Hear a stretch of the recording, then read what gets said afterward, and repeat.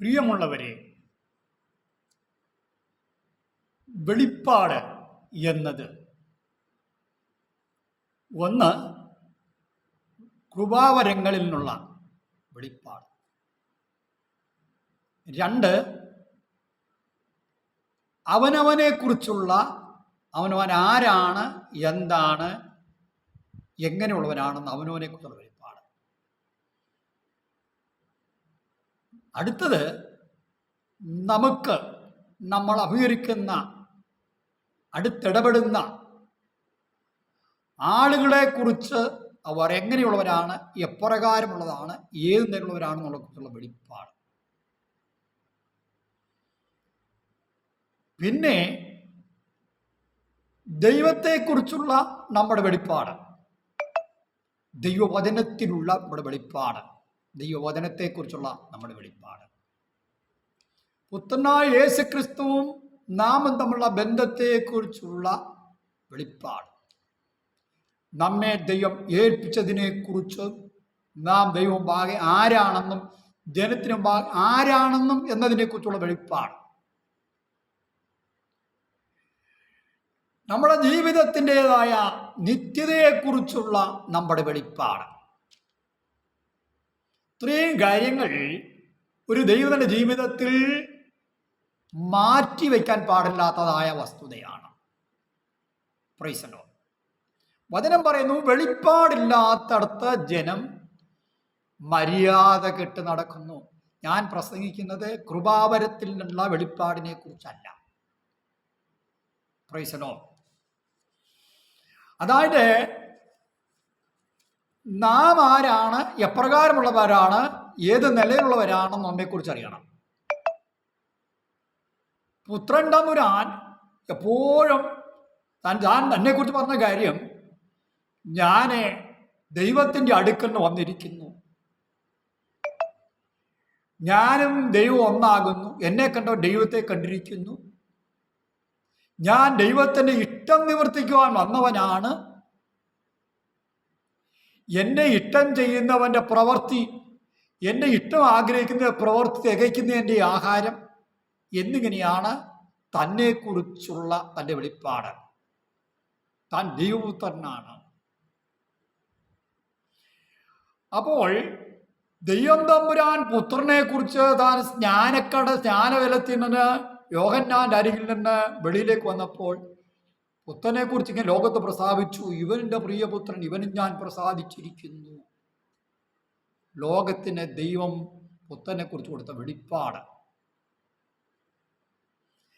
അപ്പോൾ കർത്താവിനെ കുറിച്ച് ദൈവം സാക്ഷീകരിച്ചു, പുത്രൻ തന്നെക്കുറിച്ച് തന്നെ സാക്ഷീകരിച്ചു. യോഹന്നാൻ പുത്രനെ കുറിച്ച് പറഞ്ഞു, ഇതാ ലോകത്തിന്റെ പാപത്തെ ചുമക്കുന്ന ദൈവത്തിന്റെ കുഞ്ഞാണ്.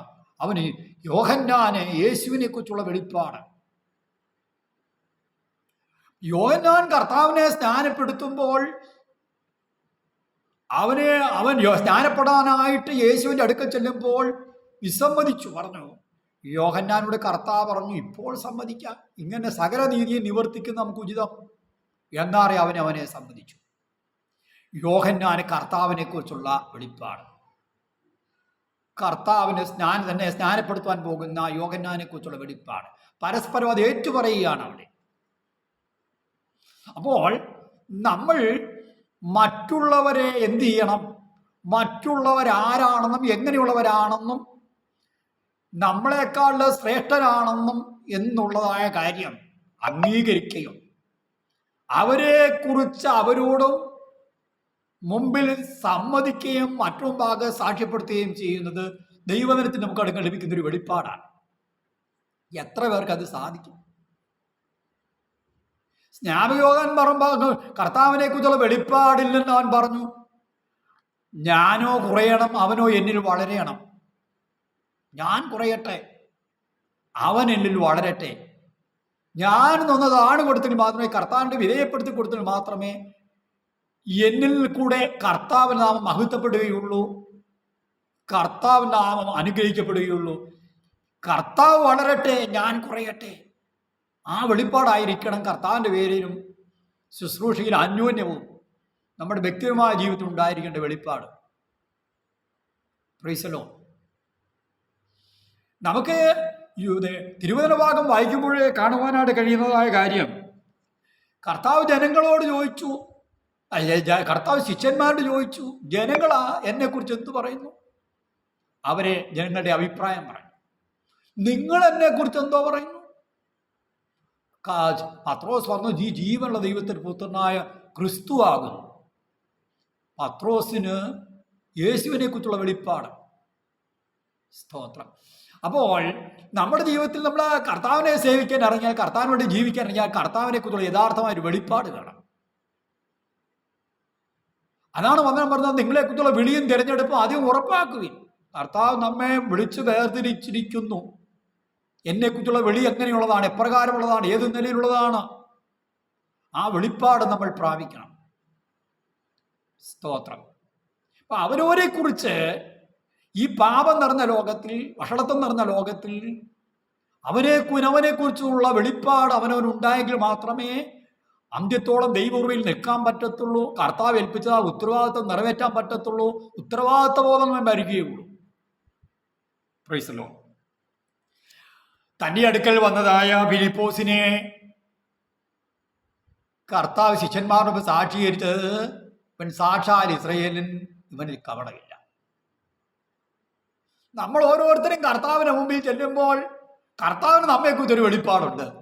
നമ്മൾ മറ്റുള്ളവരുടെ മുമ്പിൽ എങ്ങനെയൊക്കെ ഉയർത്തി പറഞ്ഞാലും കർത്താവിന് മുമ്പിൽ ചെല്ലുമ്പോൾ കർത്താവിന് നമ്മെക്കുറിച്ചൊരു വെളിപ്പാടുണ്ട്. അതാർക്കും അവിടെ മാറ്റം വരുത്താൻ കഴിയത്തില്ല. സ്തോത്രം. അതെപ്പോഴും നമ്മൾ ഓർക്കണം.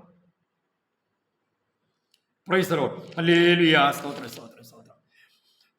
സുഖാർ എന്ന പട്ടണത്തിൽ ഉറവിനരികെ വെള്ളം കോരാൻ വന്ന സ്ത്രീയുമായുള്ള സംഭാഷണത്തിൽ ഒടുവിൽ ആ സ്ത്രീക്ക് യേശുവിനെ കുറിച്ചുള്ള വെളിപ്പാട് കിട്ടി. ഇവൻ മശിഹായാണ്. ആ മശിഹായാണെന്നുള്ള വെളിപ്പാട് അവിടെ കർത്താവിന് മുമ്പാകെ, കർത്താവിന്റെ കേട്ട വചനത്തിന് മുമ്പാകെ ഏറ്റു പറഞ്ഞപ്പോൾ അവൾ കർത്താവിനെ സ്വീകരിക്കുകയാണ് ചെയ്തത്. അതുകൊണ്ട് അവിടുന്ന് ഇത് താമസിക്കാതെ ആ പട്ടണത്തിലുള്ള ആളുകളെല്ലാം കർത്താവിന്റെ അടുക്കലേക്ക് സുവിശേഷം കേൾക്കാനായിട്ട് കൊണ്ടുവന്നു. കർത്താവിനെ കുറിച്ചുള്ള വെളിപ്പാട് ലഭിച്ചാൽ ഇങ്ങനെ, കർത്താവിനെ കണ്ടുമുട്ടിയാൽ ഇങ്ങനെ ഒരു വ്യക്തിയിൽ ഉണ്ടാകുന്ന മാറ്റം. ഇതാ നമ്മൾ വചനത്തിൽ കാണുവാനായിട്ട് കഴിയുന്നത്. യൂദാസ് ഇസ്കറിയാത്താവ് കർത്താവിനോടുകൂടെ 3 വർഷം 6 മാസവും നടന്ന, പക്ഷെ അവനുള്ള വെളിപ്പാടെന്നറിയാമോ? ഈ വിലയേറിയ മനുഷ്യനെ കാണിച്ചു കൊടുത്താൽ എന്തോ കിട്ടും. അവന്റെ വെളിപ്പാട് അതാ. എത്ര കാലം കർത്താവിനെ സേവിച്ചാലും കർത്താവിനെ ജീവിച്ചാലും പലരുടെയും മനസ്സിന്റെ ഇരിപ്പിങ്ങനെ, വെളിപ്പാടിങ്ങനെ. സ്തോത്രം. Praise the Lord. എന്നെക്കിങ്ങനെ പ്രിയപ്പെട്ടവരെ, അഹരോനും മോശയും ഒരുമിച്ച് കർത്താവിനെ വിളി കേട്ടിറങ്ങിയതാ. വിളിയിൽ ശ്രേഷ്ഠത മോശിക്കാം. പക്ഷേ സീനായി താഴ്വരയിൽ വെച്ച് ദൈവത്തിന്റെ ക്ഷണമനുസരിച്ച് സീനായി പർവ്വതത്തിലേക്ക് മോശ പോയ സമയത്ത് ഇസ്രായേൽ ജനം തങ്ങളെ കുറിച്ചുള്ളതായ വിളിയും തിരഞ്ഞെടുപ്പും മറന്ന് അവർ അഹരോനോട് പറഞ്ഞു, ഞങ്ങളുടെ മുമ്പിൽ ഞങ്ങളുടെ മുമ്പിൽ നടക്കേണ്ട ഒരു ദൈവത്തെ ഉണ്ടാക്കി തരിക, ഞങ്ങളോട് വഴികാട്ടി തന്ന മോശയെ കുറിച്ച് യാതൊരു വിവരവും. അവൻ എന്ത് ചെയ്തു? ഒരു കാളക്കൊട്ടിയെ ഉണ്ടാക്കി അവരുടെ മുമ്പാകെ വെച്ചു കൊടുത്തിട്ട് പറഞ്ഞു, ഇതാ ജനമേ, ഇസ്രായേൽ ജനമേ, ഇതാ നിങ്ങളുടെ ദൈവമെന്ന് പറഞ്ഞ് ആരാധിക്കാൻ വിട്ടുകൊടുത്തു. അഹരോന്റെ ഹൃദയത്തിനകത്ത് കാത്തു സൂക്ഷിച്ചൊരു വെളിപ്പാട്. ദൈവത്തിന്റെ കൂടെ, മോശയുടെ കൂടെ നടന്ന് വലിയ വീരപ്രവൃത്തി കണ്ട്, ദൈവപ്രവൃത്തി കണ്ടിട്ട് ഒടുവിൽ ഒരു നിമിഷം മോശം ഇല്ലാതിരുന്നപ്പോഴത്തേക്ക് ജനത്തിന്റെ സമ്മർദ്ദത്തിന് ഒടുവിൽ അവന് ലഭിച്ച വെളിപ്പാടനുസരിച്ചൊരു കാളക്കുട്ടി അവിടെ വന്നേ. ഇത്രയും കാലത്തെ ജീവിതം കൊണ്ട് ജീവിതത്തിൻ്റെതായ ചില പ്രത്യേക നിമിഷത്തിൽ നമ്മളിൽ നിന്ന് വെളിപ്പെടുന്ന ഒരു കാളക്കുട്ടിയാണെങ്കിൽ നമ്മുടേതായ സ്വർഗകാനാനാക്കളിലേക്കുള്ള വിളിയും തിരഞ്ഞെടുപ്പും കൊണ്ട് ഉണ്ടെന്ന് പറഞ്ഞിട്ട് എന്താ കാര്യം? കുറെ കട്ടം സഹിച്ചു പറഞ്ഞിട്ട് എന്താ കാര്യം? അവസാനം ഇങ്ങനെയല്ലേ സംഭവിക്കുന്നേ? ഒടുവിൽ കൊണ്ടുപോയി പഠിക്ക കൊണ്ടുപോയി കലമുടയ്ക്കാന്ന് പറഞ്ഞ പോലാണ് പലർക്കും സംഭവിക്കുന്നത്. പ്രിയമുള്ളവരെ, വെളിപ്പാടുകളെ ആധിക്യത്താൻ നെഗളിച്ചു പോകാതിരിപ്പാൻ ദൈവം അപ്പോസ്തലനായ പൗലോസാവിന്റെ ജഡത്തിനൊരു ശൂലം കൊടുത്തു. അപ്പോൾ ദൈവം വെളിപ്പാടുകളെ ആധിക്യത്തിൽ നിൽക്കുന്നവരെ നിർത്തുവാൻ കൊടുക്കുന്നതായ ചില പരിശോധനകൾ ഈ നാളുകളിൽ ദൈവികമായ വെളിപ്പാടുകൂടെ കർത്താവിനെക്കുറിച്ച്, ദൈവത്തെക്കുറിച്ച്, വചനത്തെക്കുറിച്ച്, മറ്റുള്ളവരെക്കുറിച്ച്, തന്നെക്കുറിച്ചുള്ള വെളിപ്പാട് ഏറ്റെടുത്തുകൊണ്ട് മുന്നോട്ട് പോകാം. ഈ വചനങ്ങളെ കർത്താവ് നമ്മെ അനുഗ്രഹിക്കട്ടെ.